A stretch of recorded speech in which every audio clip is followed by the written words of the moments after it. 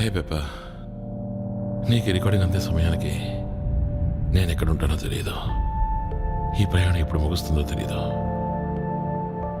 స్పేస్లో కొట్టుకుపోతూ ఎవరైనా రక్షిస్తారనే ఆశ లేని స్థితిలో స్పేస్లోనే చావడం నా అదృష్టం అనుకోవాలి.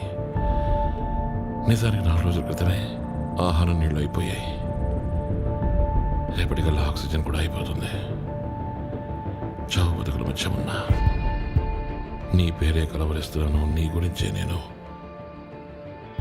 ఆలోచిస్తున్నాను.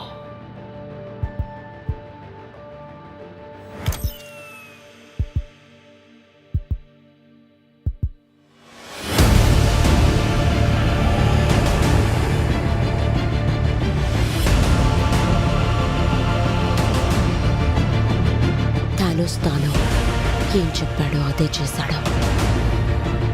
50% ప్రాణులను పూర్తిగా తుడిచిపెట్టేశాడు.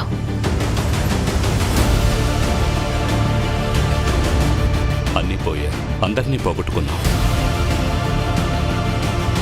ఫ్రెండ్స్ లేరు, కుటుంబం లేదు.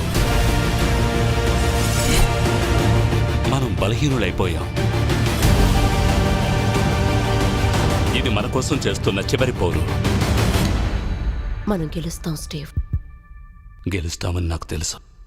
అది పని చేయకపోతే ఏం చేయాలో నాకు తెలియదు.